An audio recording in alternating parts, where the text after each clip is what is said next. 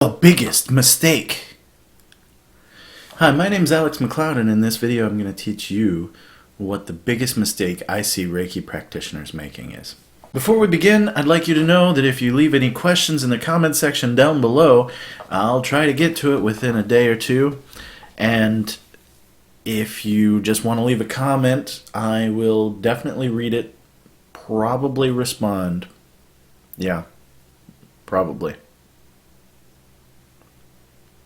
Please hit that like button, subscribe, and ring the bell icon for notifications. Now, let's get into it.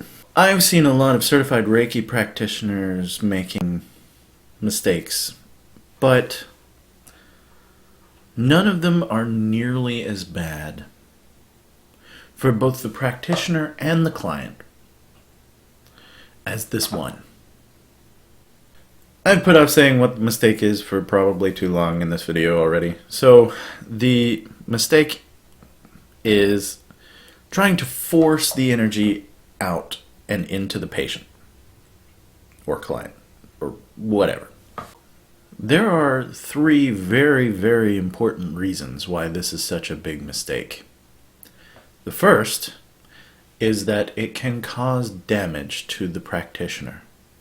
Trying to force the energy rather than allowing it to flow through you can cause tension in both the physical body and mentally.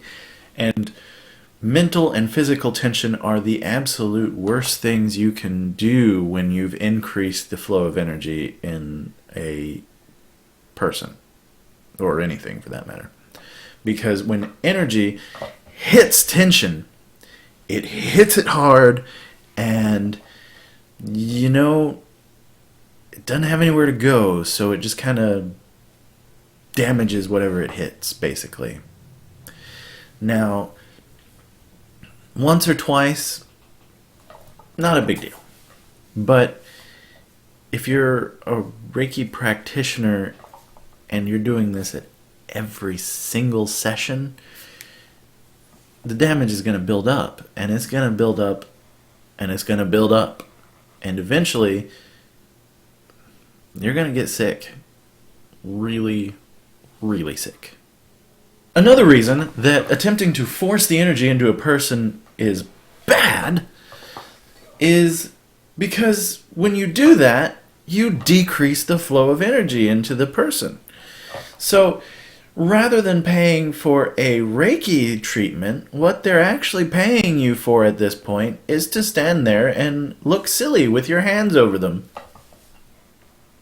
Yeah, you're ripping them off. I hope you're satisfied.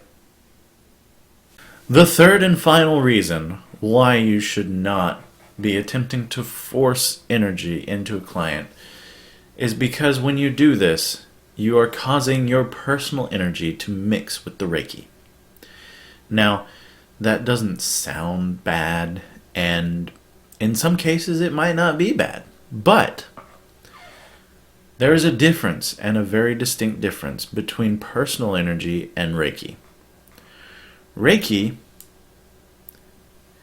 is all-knowing, I guess, because it's part of the divine, the universal intelligence.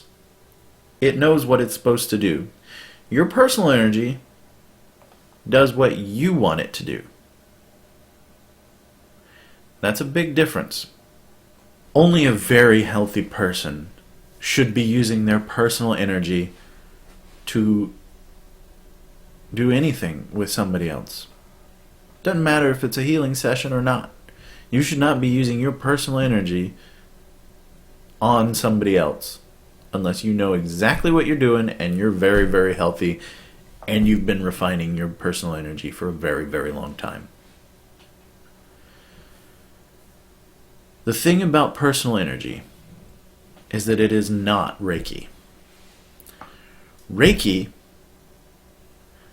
it may not have such a distinct effect, but it still has connection directly to the divine intelligence that permeates everything, because that's where Reiki comes from.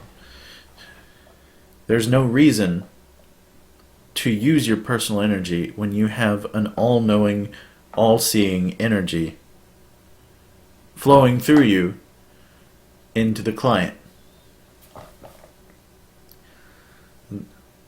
It's much better to let the divine, let God, let whatever you want to call it, work on the client than to use your own personal energy and try to get done whatever your agenda is. Using your personal energy also can drain you of your energy because it's your personal energy. If you use too much personal energy, you won't have enough to run your body. Well, you won't have enough to run it well. If you use too much personal energy, you could feel drained, you could feel sick, you could feel lethargic. It's not good for you. And it could take you days or weeks to rebuild that personal energy store. Unless you have specific tools and skills to replace that energy. It's a very important thing to think about before you even try to use personal energy.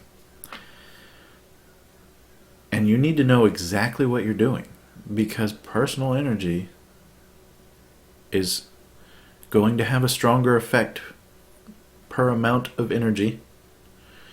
And like I said before, it's not following the divine's plan, it's following your plan. So you need to know exactly what you're doing with it if you ever use it. You need to have enough to spare when you use it. You need to be very, very experienced before you use personal energy. And unfortunately, usually it's the people who are not very experienced who are usually the ones using personal energy. If you have any questions or comments, please leave them in the comments section down below. I will respond to every question and every comment until some unspecified point in the future. And if you could, please leave a like, subscribe, and hit that bell icon for notifications. Thanks! In this video, we talked about why attempting to force the energy into your client is the absolute worst thing you could do as a Reiki practitioner. And if you'd like to learn more about Reiki or meditation in general, I have a free Intro to Meditation course at heartlotus.guru/meditation intro. Some of these practitioners be like all DBZ in it, like